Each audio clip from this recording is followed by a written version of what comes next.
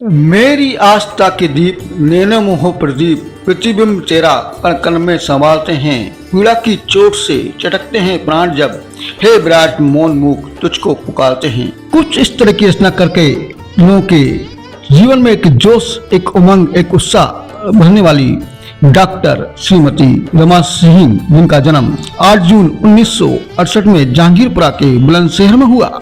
इन्होंने अपनी शिक्षा दीक्षा MA अर्थशास्त्र एवं Hindi, B.Ed diploma IGDC Bombay एवं PhD हिंदी से की है।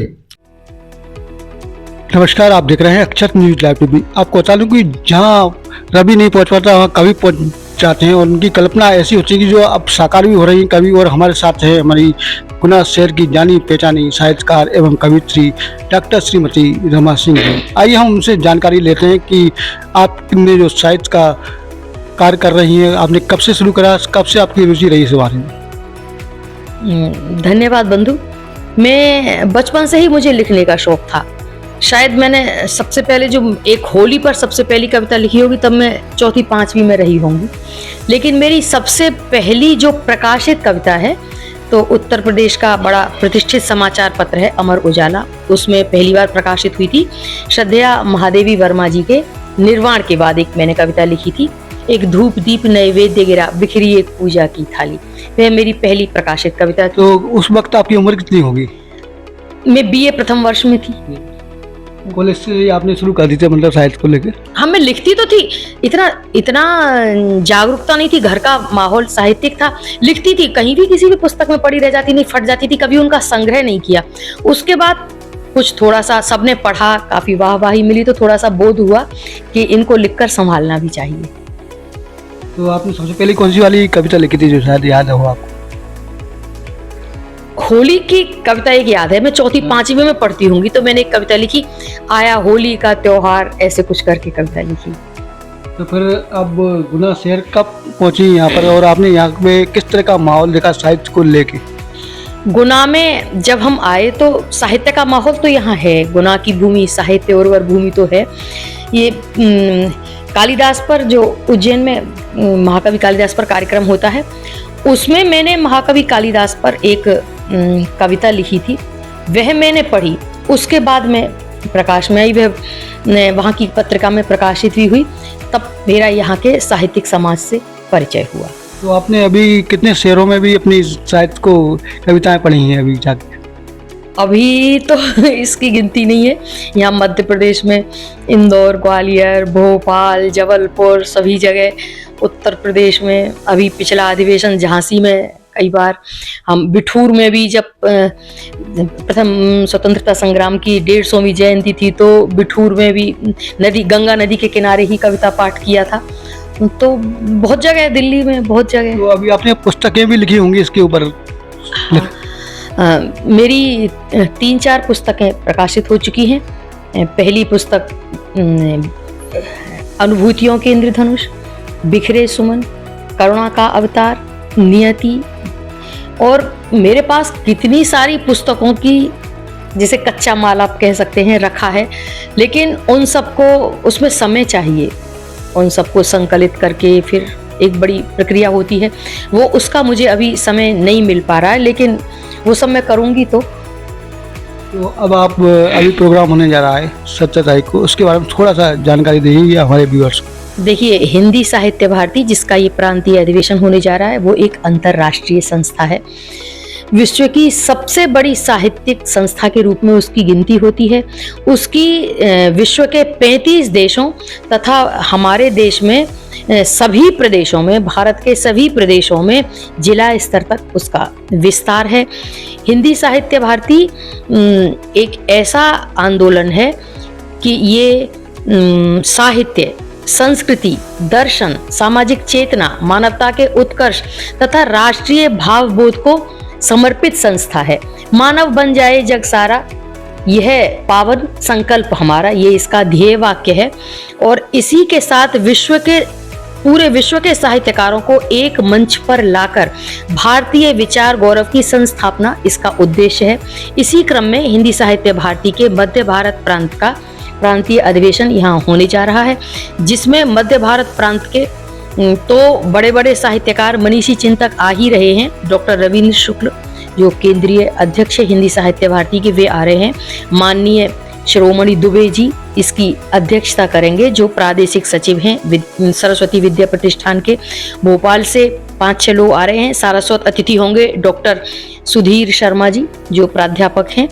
और लगभग प्रांत के हर क्षेत्र से, भोपाल, ग्वालियर, इंदौर, दतिया, मुरैना, भिंड, विदिशा, सभी जगह, राजगढ़, सभी जगह से यहाँ इसमें साहित्यिक मनीषी आ रहे हैं। ये अधिवेशन कितने सत्र में चलेगा आपका? ये अधिवेशन 4 सत्र का है। प्रथम सत्र उद्घाटन सत्र, जिसमें उद्घाटन के बाद इसका मूल जो केंद्रीय विषय है वह है हमारा वैचारिक संकल्प, उसका विषय प्रवर्तन में ही करूंगी।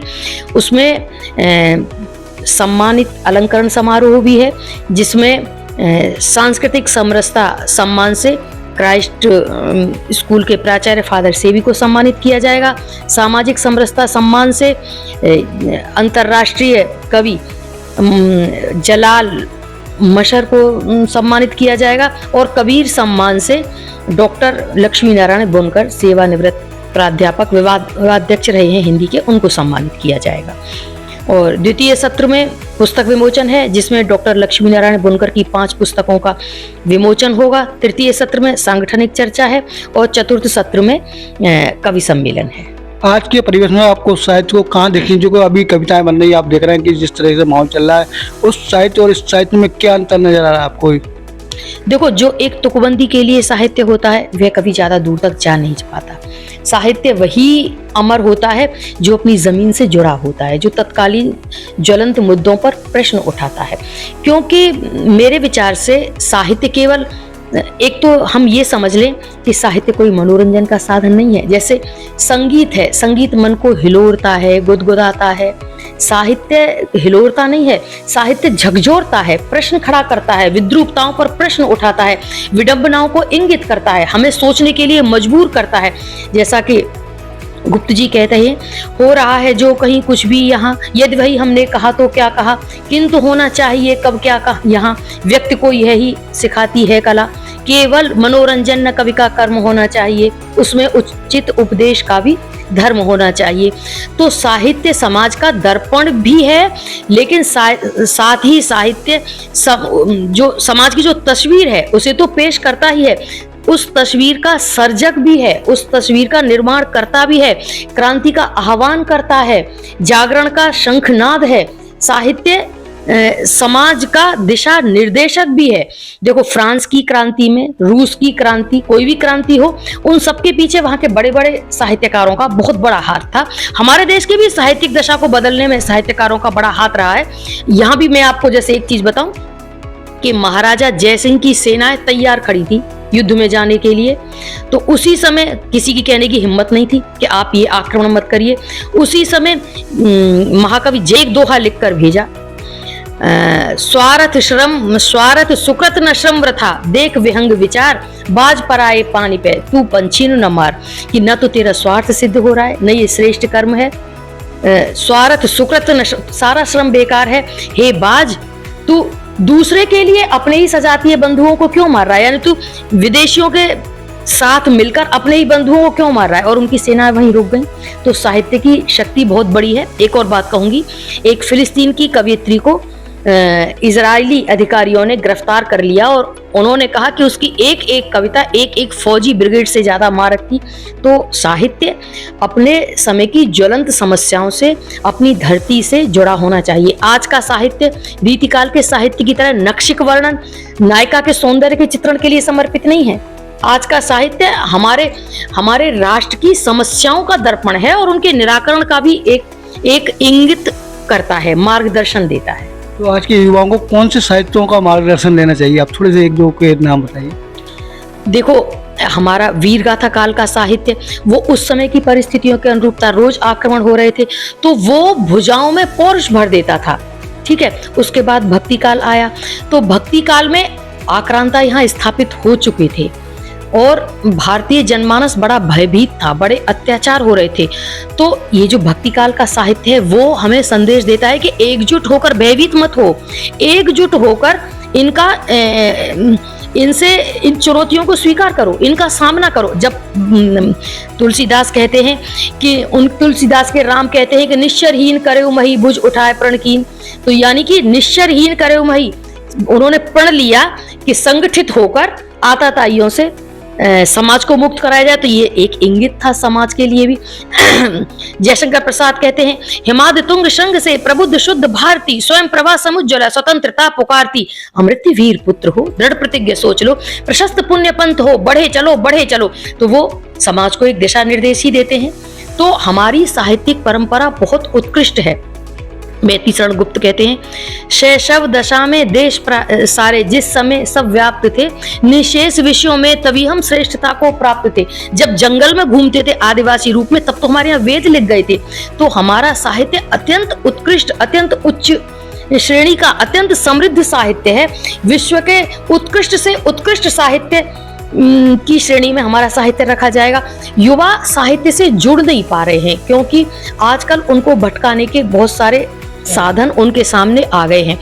वरना तो गांधी जी कहते थे कि मेरी कोई भी समस्या होती है तो मैं गीता जी को पढ़ता हूँ। रामचरितमानस क्या है? महाकाव्य ही तो है तुलसीदास जी का। श्रीमद् भगवत गीता महाकाव्य, ये काव्य ही तो हैं। तो ये हमें दिशा निर्देशित करते हैं। प्रेमचंद की एक एक कहानी को देखिए, दिनकर के साहित्य को देखिए। तो दिनकर का साहित्य जब द्वितीय विश्व युद्ध हुआ उस समय की तमाम समस्याओं का समाधान प्रस्तुत करता है कि शांति की समस्या क्या है। जब तक मनुज का सुख भाग नहीं सम होगा, शांत न होगा कोलाहल। तो ये सब हमें एक बार युवा इनसे जुड़े। अब हमें भी अपने आप में थोड़ा परिवर्तन लाना पड़ेगा। जैसे मैं लगभग एक कविता रोज सुबह को डाल देती हूँ। तो अब ये जो सोशल मीडिया है आज बहुत बड़ा मंच है, युवा इससे जुड़ा हुआ है, तो हमको भी इससे जुड़ना पड़ेगा। तो उसके द्वारा युवाओं की भी रुचि बढ़ेगी, क्योंकि पुस्तक पढ़ने की तो थोड़ी सी आदत कम ही होती जा रही है समय के साथ। ये देखिए हमारे साथ हैं डॉक्टर श्रीमती रमा सिंह जी, और उन्होंने बताया कि साहित्य पढ़ना चाहिए, क्योंकि साहित्य हमारे पूरे जो इतिहास है उसके बारे में बताता है, साथ ही ऐसी परिकल्पना भी करता है जो आगे जाके साकार भी होती है। साथ ही लोगों को मिलना जुलना और एक जोश में बढ़ता है, लोगों को, युवाओं को भी जोश लाता है। और हम देख रहे हैं कि आजकल साहित्य लोग कम पढ़ रहे हैं, तो लोगों को साहित्य पढ़ना चाहिए। जैसे हमारे यहाँ महादेवी वर्मा जी थी, दिनकर जी थे, प्रेमचंद जी, जिन्होंने ऐसे ऐसे साहित्य लिखे हैं जो आज प्रेरणादायक हैं युवाओं के लिए। मैं कुछ पंक्तियों के माध्यम से अपना एक संदेश दिए देती हूँ। आप एक संदेश दीजिए युवाओं को। क्या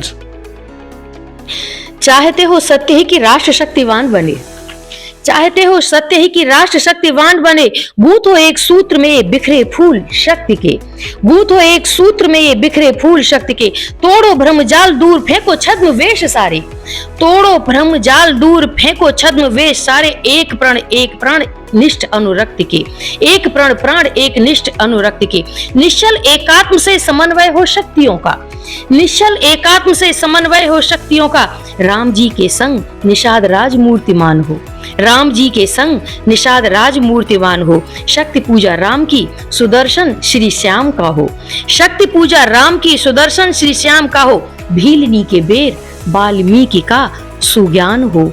ये इसका मतलब कि समाज के सभी वर्गों को एकजुट होना पड़ेगा, सभी को समरस होना पड़ेगा, सभी को परस्पर जुड़ना पड़ेगा। नरसिंहो सिंह गर्जना के विश्व गूंज उठे, नरसिंहो सिंह गर्जना के विश्व गूंज उठे, चढ़ने दो भारती पे अर्घ शौर्य शक्ति के, चढ़ने दो भारती पर अर्घ शौर्य शक्ति के, शिखा कौटिल्य की हो पुण्य वेदी राष्ट्र यज्ञ, शिखा कौटिल्य की हो पुण्य वेदी राष्ट्र यज्ञ, आदित्य के वंशज की वाहन हो शक्ति के। आदित्य यानी सूर्य, और शक्ति का वाहन कौन होता है? सिंह यानी शेर, जो शक्ति का प्रतीक है। तो आदित्य के वंशज की वाहन हो शक्ति के, आदित्य के वंशज की वाहन हो शक्ति के। धन्यवाद। ये देखिए हमारे साथ श्रीमती डॉक्टर रमा सिंह जी, उन्होंने बताया कि साहित्य से हम लोग जो साहित्य पढ़ते हैं, और अगर आप साहित्य पढ़ेंगे तो शायद आने वाली पीढ़ी भी आपको याद रखेगी, साथ ही देश विकास में भी आपका बड़ा सहयोग रहेगा। नमस्कार, मैं हूँ लोकेश सिंह ठाकुर, अक्षत न्यूज़ का डायरेक्टर। अगर आप धार्मिक कार्य करते हैं, सामाजिक कार्य करते हैं, और आप चाहते हैं कि आपका ये कार्य लोगों की नज़रों तक जाए, लोगों तक पहुँचे, तो हम हैं आपके साथ। आप उठाइए अपना मोबाइल नंबर और डायल कीजिए 810919 984891। तो कॉल करके हमको बताइए आपके प्रोग्राम के बारे में, हम आपका प्रोग्राम कवरेज करेंगे। अगर हम नहीं आएंगे तो आप हमारे व्हाट्सएप नंबर पर अपने वीडियो डालें, हम उसको ज़रूर लोगों तक पहुंचाएंगे। हमारा व्हाट्सएप नंबर है 8109198481। तो देखते रहिए अक्षत न्यूज़ लाइव टीवी, अपनों के साथ अक्षत न्यूज़ लाइव टीवी।